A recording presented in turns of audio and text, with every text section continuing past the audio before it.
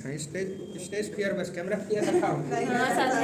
नहीं हटा है। चलो देखो इधर किसको किसको क्या समस्या था।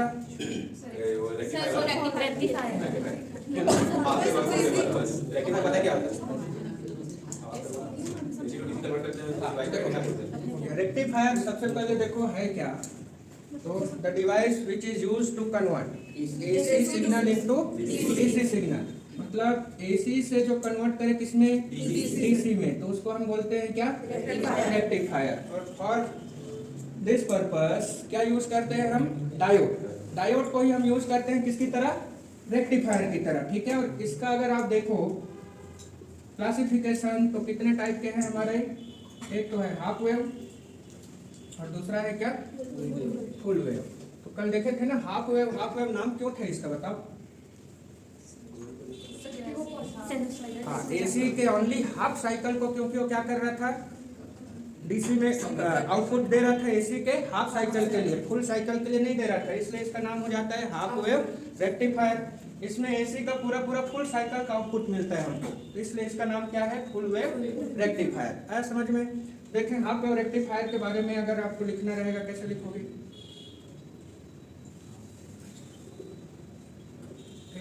a single diode which is used to convert AC signal into DC signal is known as half wave rectifier, ठीक है। ये दूसरा डेफिनेशन ऐसा दे सकते हो, the rectifier which is used to convert only half cycle of AC, that's why its name is half wave rectifier, ठीक है।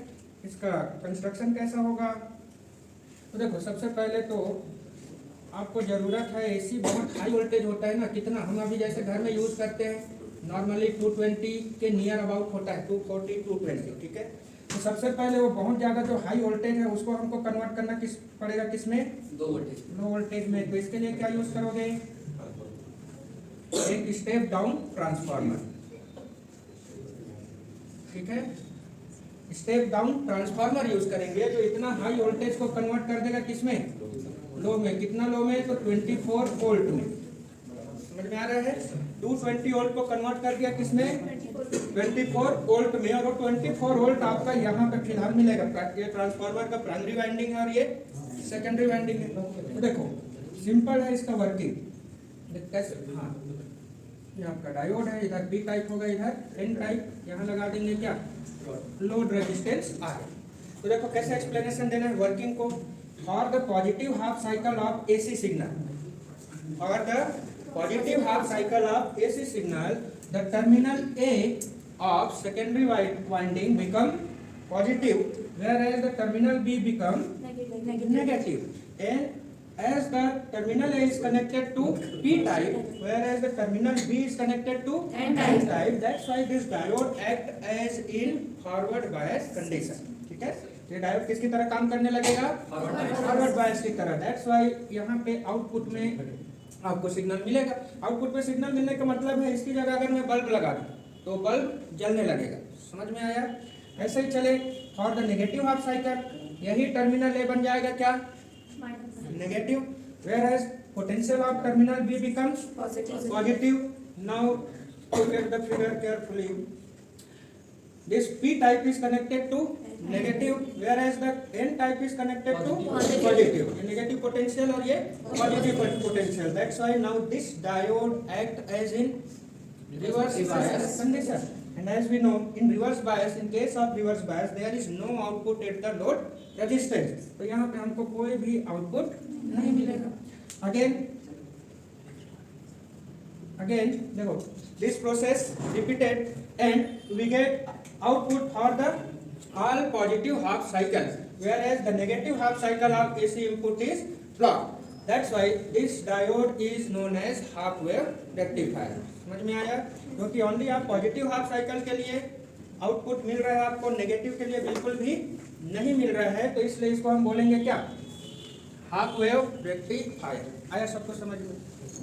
बताओ किसी को और कोई डाउट है इसमें, भूल जाओ कि ये नहीं है, ठीक है। इतना ही तो आप लोग को एक्सप्लेन करना है यहाँ। क्लियर है सबको। सिंपल एक चीज ध्यान रखोगे, पॉजिटिव हाफ साइकिल के लिए ये पॉजिटिव पोटेंशियल हो जाता है और ये नेगेटिव पोटेंशियल हो जाता है। अब क्योंकि पॉजिटिव पोटेंशियल का कनेक्शन हो गया पी से, नेगेटिव पोटेंशियल का कनेक्शन हो गया एन से, तो ये आपका डायोड ना फॉरवर्ड बायस की तरह काम करेगा और यहाँ पे बल्ब लगा रखोगे वो जलेगा, आउटपुट मिलेगा। वही नेगेटिव के लिए ये नेगेटिव पोटेंशियल में आ जाएगा और ये पॉजिटिव पोटेंशियल में आ जाएगा। और देखो एन नेगेटिव का कनेक्शन पी से, पॉजिटिव का एन से, तो ये डायोड हमारा रिवर्स बायस में आ जाएगा और ये काम करना बंद कर देगा, ब्लॉक कर देगा ये वाले सिग्नल को। तो यहाँ पे आपको कोई आउटपुट नहीं मिलेगा। अगर इसका आप वेव फॉर्म बनाओगे तो कैसे बनेगा? मान लो हमारा इनपुट सिग्नल जा रहा है पॉजिटिव नेगेटिव, आउटपुट अगर इसका मैं ड्रॉ करूं तो कैसा रहेगा? ये पॉजिटिव के लिए आपको आउटपुट मिलेगा, नेगेटिव के लिए नहीं मिलेगा, फिर पॉजिटिव के लिए मिलेगा। बस ये आपका वेव फॉर्म है, ये इनपुट वेव फॉर्म है और ये आउटपुट वेव फॉर्म। इतना ही तो वर्किंग में बताना है। आया सबको समझ में? किसी को और कुछ डाउट इसमें? ठीक है, वो नोट्स ऑलरेडी सेंड किया गया है, बस सिंपल एक बार रीड करोगे दिमाग में बैठ जाएगा। ठीक, अच्छा बट देखो समस्या यहाँ पे क्या आ रहा है, डायोड कर क्या रहा है, पॉजिटिव को दे रहा है और जितना नेगेटिव है उसको ब्लॉक कर दे रहा है। तो बिजली बिल तो आप पूरे का पटाओगे ना, पॉजिटिव का भी और हाँ नेगेटिव का भी। यूज कर रहे हो सिर्फ हाफ का, बिल पे कर रहे हो। तो बताओ हम इंसान ऐसे तो नहीं है ना कि इतनी आसानी से अपना नुकसान बर्दाश्त कर सके। ठीक है, कुछ ना कुछ उसका अल्टरनेट ऑप्शन हमको ढूंढना पड़ता है कि जिससे जो लॉस हो रहा है 50% पूरा लॉस में चला जा रहा है। ठीक है, तो उस लॉस को हमको क्या करना पड़ेगा? ओवरकम करना पड़ेगा और उसके लिए हम यूज करते हैं फुल वेव रेक्टिफायर।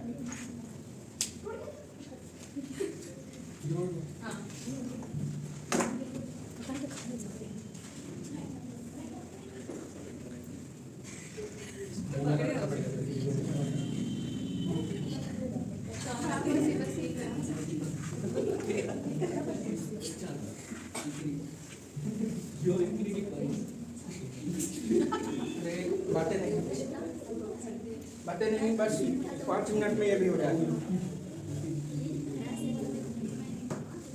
देखो फुल वेव की जब हम बात करें, क्योंकि हाफ वेव का जो एफिशिएंसी था वो कितना था? 40% रहता है। 40% आपको आउटपुट मिलेगा, बाकी 60% कहाँ चला जा रहा है? लॉस में, वेस्टेज हो जा रहा है हाफ वेव में। ठीक है, 60% पूरा कहाँ चला गया? लॉस में। इस लॉस को हमको कहीं ना कहीं मैनेज तो करना है, तो करते क्या है ना कि ऐसे 2 डायोड ले लेते हैं, एक ऊपर भी और एक नीचे भी। ठीक, और इसका आउटपुट हम लेते हैं यहाँ बीच से, यहाँ से।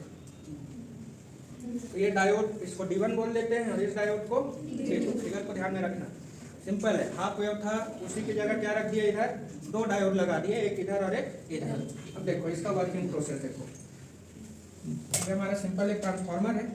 अब इसमें जब आपका हाफ साइकिल ऐसे सिग्नल आप प्रोवाइड करोगे ऐसे, तो क्या होगा? यही पॉजिटिव हाफ साइकिल के लिए यहाँ देखो टर्मिनल्स कितने बन रहे हैं, ए है, दूसरा बी है, तीसरा सी है। अच्छा याद है शुरू के क्लास में अब ये बताया था मैं, जब चार्ज पढ़ रहे थे कोई भी चीज पॉजिटिव या नेगेटिव नहीं होता।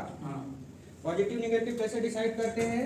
कौन ज्यादा पोटेंशियल में है, कौन कम पोटेंशियल में है। तो अगर मैं इसके रिस्पेक्ट में देखूं तो इसको नेगेटिव ट्रीट करूंगा, समझ में आया? इसको मैं पॉजिटिव ट्रीट करूंगा और इसको हाँ, यही देखो अगर ये ऐसा हो जाता तो इस केस में मैं इसको पॉजिटिव ट्रीट करूंगा, इसको हाँ, जो ज्यादा वैल्यू रहेगा वही आपका पॉजिटिव है, समझ रहे हो?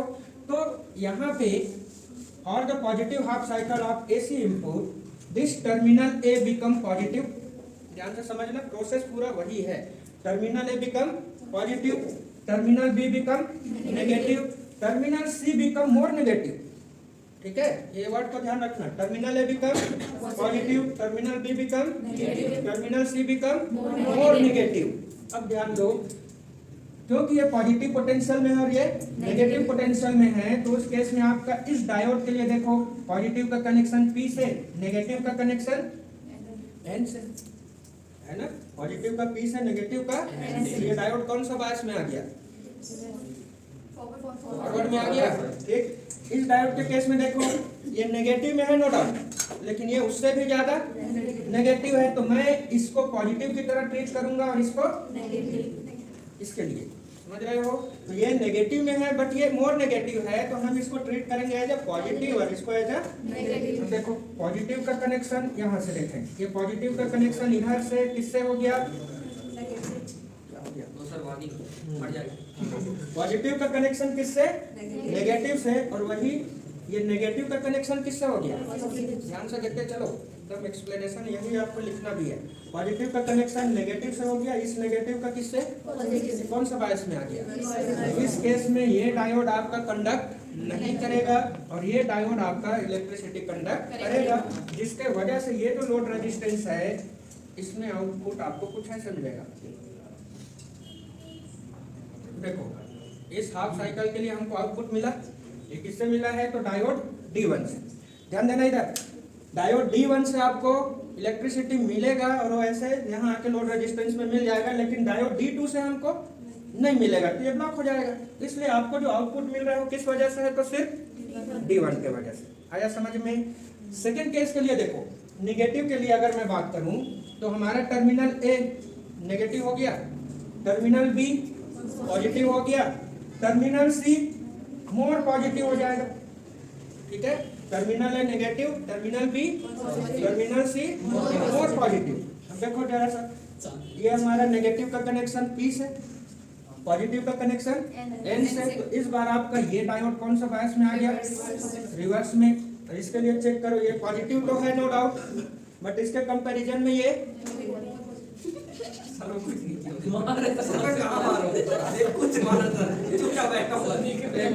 सदा लोग अभी ये कैमरा इधर मुंह हो जाएगा फिर पता चल जाएगा। ध्यान दो, इधर नेगेटिव था, ये पॉजिटिव है और ज्यादा पॉजिटिव। तो ये इसके कंपैरिजन में इसको आप कैसे ट्रीट करोगे? एज और ये एज। देखो ये नेगेटिव का कनेक्शन किससे आ गया? N से। और ये पॉजिटिव का कनेक्शन सीधा किससे आ गया? कौन सा बायस में आ गया? ये। तो ये आपका काम करेगा और ये आपका काम नहीं करेगा। इस बार आपको मिलेगा करंट इसके वजह से, D2 के वजह से। आ रहा है समझ में? तो देखो दोनों ही हाफ साइकिल के लिए आपको आउटपुट मिल रहा है, एक बार डायोड D1 की वजह से और दूसरी बार डायोड D2 की वजह से। और this process continuous and we get output for the entire AC signal. That's why this type of rectifier is called full wave rectifier. Both the signals are obtained on the load resistance, positive वाला भी और negative. But कहानी क्या है? क्या ये negative की तरह ये भी नेगेटिव में आया?